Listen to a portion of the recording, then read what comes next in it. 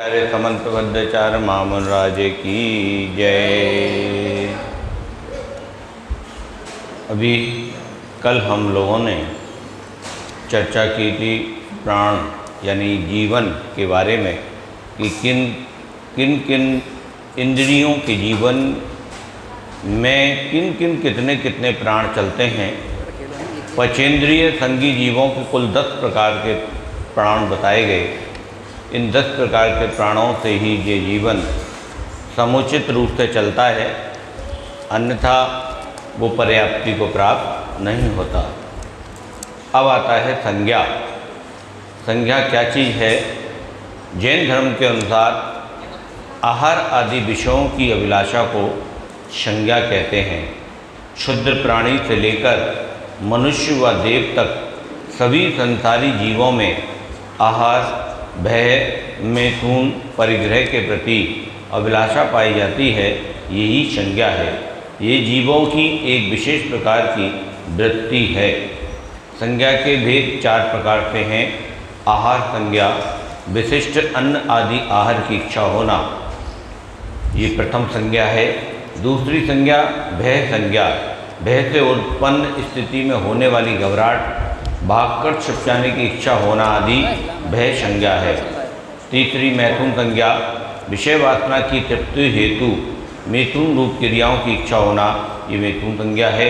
चौथा परिग्रह संज्ञा, धन धान्य आदि के अर्जन और संग्रहण की इच्छा होना, परिग्रह संज्ञा है।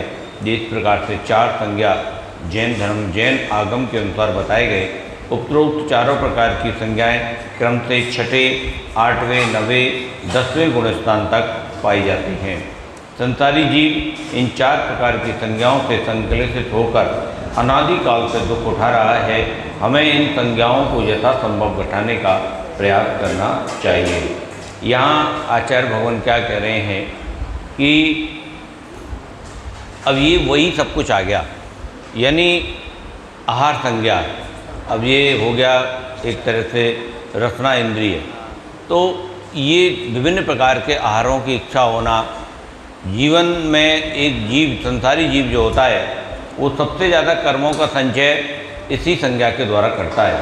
पूरे समय उसको ये पेट भी भरा हो तो भी इच्छा होती है कि मुझे ये चीज़ खाने को मिल जाए, मुझे फला चीज़ खाने को मिल जाए, और भिन्न भिन्न चीज़ों की आवश्यकता है तो भी आवश्यकता नहीं है, फिर भी उसे ये अंदर से अभिलाषा लगी रहती है कि मैं ये खा लूँ, मैं वो खा लूँ। और आजकल तो ऐसी ऐसी वस्तुएं आ गई हैं, मैं आपको बताऊं, जैसे जंक फूड। जंक फूड में क्या होता है, एक पदार्थ डलता है, उसको कहते हैं अजीनोमोटो।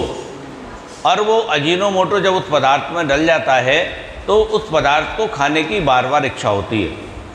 चाहे वो भक्ष्य है चाहे अभक्ष्य है, वो एक तरह का एक मैग्नेटिक पावर है जो ब्रेन पर अटैक करता है। और ब्रेन को अटैक करने के बाद वो जिस भी वस्तु में अजीनोमोटो डलेगा वो वस्तु खाने का बार बार मन करेगा। जैसे मैगी, जैसे तुम्हारा आजकल पाव भाजी है, चाउमीन है, पिज्ज़ा है, बर्गर है, पनीर की जितनी भी सब्जियां हैं, रेस्टोरेंट का जितना भी खाना है, सबके अंदर अजीनोमोटो डलता है। वो खाना खाकर आपका उसी रेस्टोरेंट में बार बार जाने का मन करेगा कि मैं इसी हलवाई का भोजन करूं, इसी हलवाई के पकवान खाऊं, इसी रेस्टोरेंट का आहार करूं, भोजन करूं। ऐसे मन में बार बार इच्छा प्रकट होगी, अभिलाषा प्रकट होगा, और हम लोग उसको खाए बिना जब तक खा नहीं लेंगे तब तक चैन नहीं पड़ेगा। और वहीं से शरीर की अशुद्धि की शुरुआत हो जाती है। तो ये आचार्यों ने कहा आहार संज्ञा पर हमें नियंत्रण करना चाहिए, संयम करना चाहिए।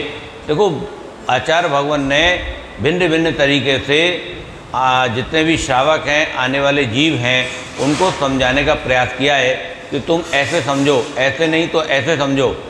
कई तरह से समझाने का प्रयास किया गया है। और भोजन में विशेष प्रकार से संयम बरतने का कहा गया कि कैसे भोजन करना, कितने समय भोजन करना, कब करना और क्या क्या करना, क्या क्या एक साथ नहीं करना। यदि रस पियो तो दूध मत पियो, दूध पियो तो रस मत पियो, कोई जूस लो तो उसके ऊपर पानी मत लो। मुनि महाराज आदि को आहार कराते समय इन चीज़ों का विशेष ध्यान रखते हैं। दही के संग दाल मत लो, दाल के साथ दही मत लो, ऐसे ऐसे भिन्न भिन्न तरीके से दही को हर चीज़ में मत डालो। कोई भी चीज़ बना रहे हो दही डाल रहे हो। तो हमारे जैन धर्म में तो एक बहुत अच्छे अच्छे ग्रंथ तक इस पर लिखे गए कि हमें किस प्रकार आहार आदि लेना चाहिए। तो प्रथम हो गया आहार संज्ञा और दूसरा हो गया भय संज्ञा। यानी भय एक ऐसी संज्ञा है जब हम किसी लोभ के वशीभूत या राग के वशीभूत अत्यधिक उसमें संलग्न हो जाते हैं किसी भी वस्तु विशेष में, किसी भी विषय में, तो हमें फिर एक भय सताता है। और जितना ज़्यादा राग होगा, जितना ज़्यादा लोभ होगा, भय भी उतना ही ज़्यादा होगा। तो आचार्य भगवान ने कहा कि अपना लोभ और राग इसको कम करो, छीण करो, जिससे तुम्हें भय भी कम से कम लगे। और तीसरा विषय भोग आदि में संयम बरतना, ये भी उन्होंने बताया। चौथा परिग्रह संज्ञा, यानी परिग्रह कितना करना चाहिए, जितनी आवश्यकता है या आवश्यकता से अधिक। जितना ज़्यादा परिग्रह करेंगे उतनी ज़्यादा चिंता भी रहेगी, उतनी ज़्यादा भय भी रहेगा, उतना ज़्यादा किसी भी चीज़ में मन नहीं लगेगा। क्योंकि जितनी ज़्यादा ज़मीन जायदाद धन धान्य आदि संपत्ति होगी, उसके रख रखाव की उतनी ही ज़्यादा चिंता होगी। तो यदि उस जीव का मरण भी होगा तो वो उसका निक्षेप करके मरण करेगा, तो उसके सर्प योनि में जाने का कारण वो बनता है कि मेरे पास इतना धन था, मैं धन को छोड़कर जा रहा हूँ, मैंने कमाया लेकिन अब इसका भोग कोई और कर रहा है। तो हमारे जैन आचार्यों ने यही बताया कि उतना ही संचय करो जितनी आवश्यकता है, आवश्यकता से अधिक नहीं। तो सभी चारों प्रकार की जितने भी जीव इस संसार में दुख उठाता है, इन्हीं चारों प्रकार की संज्ञाओं के कारण दुख उठाता है। इन संज्ञाओं को कम से कम करना चाहिए, जहाँ तक संभव हो जितना कम कर सकें तभी हमारे जीवन में दुख कम हो पाएगा। अब आता है उपयोग। चेतना की परिणति विशेष को उपयोग कहते हैं। जीव का जो भाव वस्तु को ग्रहण करने के लिए प्रवृत्त होता है वो उपयोग कहलाता है। उपयोग जीव का लक्षण है, ये अजीब वस्तुओं में नहीं पाया जाता। यानी उपयोग एक ऐसी वस्तु है कि किसी भी कार्य को कर रहे हैं, जैसे अब हम स्वाध्याय कर रहे हैं तो हमारा उपयोग स्वाध्याय में लग रहा है, पूजन करेंगे तो हमारा पूजन में लगेगा, भोजन करेंगे तो भोजन में लगेगा, या जिस भी प्रकार की वस्तु में हमारा चेतना की परिणति विशेष को उपयोग करने में हमारी जो अंदर की जो चेतना शक्ति है, जो हमारा दिमाग है, जिस चीज़ में लगेगा वो उसको ग्रहण करने की। यानी स्वाध्याय कर रहे हैं तो हमारा ये लग रहा है इसको सीख लें, पूजा कर रहे हैं तो पूजन कर लें। ऐसे जो कार्य हम करेंगे तो कहते हैं उपयोग एक बार में एक ही वस्तु पे लगेगा, दो वस्तुओं में नहीं। तो ये केवल उपयोग का प्रयोग जीव ही कर सकता है, अजीब नहीं। उपयोग के विभिन्न भेद दो प्रकार से। पहला है दर्शनोपयोग, पदार्थों के सामान्य प्रतिवाद अवलोकन को दर्शनायोग कहते हैं। यानी पहला, जैसे भगवान के दर्शन कर रहे हैं तो हमारा उपयोग भगवान के दर्शन में ही लग रहा है, इसे निर्विकल्प या निराकार उपयोग भी कहते हैं। चार प्रकार के दर्शनों की अपेक्षा से दर्शनापयोग के चार भेद हैं: चक्षु दर्शन, अचक्षु दर्शन, अवधि दर्शन और केवल दर्शन। एक तो ऐसा हम साक्षात दर्शन कर रहे हैं, एक ऐसा कि हम आंख बंद करके भाव बना के दर्शन कर रहे हैं। अवधि दर्शन जो अवधि ज्ञान के द्वारा, और केवल दर्शन केवल ज्ञान के द्वारा। केवल दर्शन और केवल ज्ञान एक साथ होते हैं। ज्ञान उपयोग पदार्थों के विशेष प्रभाव को ज्ञान उपयोग कहते हैं। इसे साकार या सविकल्प उपयोग भी कहते हैं। 8 प्रकार के ज्ञानों की अपेक्षा से ज्ञानोपयोग के 8 भेद हैं।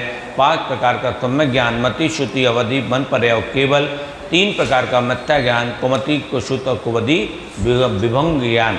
ये हम पहले विस्तार रूप से पढ़ चुके हैं कि हमारा उपयोग काय में लग रहा है, मति में लग रहा है, श्रुति में लग रहा है। इस तरह से ज्ञान, जो ज्ञान उपार्जन कर रहे हैं वो उपयोग किस में ला के कर रहे हैं।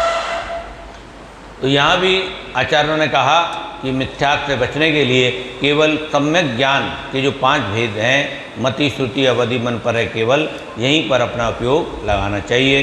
द्वितीय प्रकार से 3 भेद निम्न हैं। शुद्ध उपयोग, यानी उपयोग के 2 शुद्ध भेद हैं, शुद्ध और अशुद्ध।